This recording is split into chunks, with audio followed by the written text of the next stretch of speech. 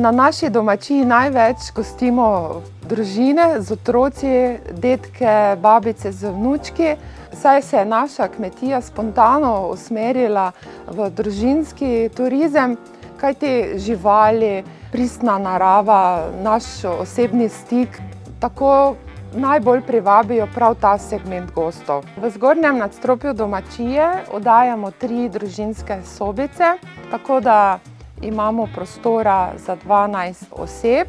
Najbolj smo poznani po naših vikend kosilih prav za družine. Naša kulinarična ponudba je usmerjena predvsem v tradicionalno kuhinjo.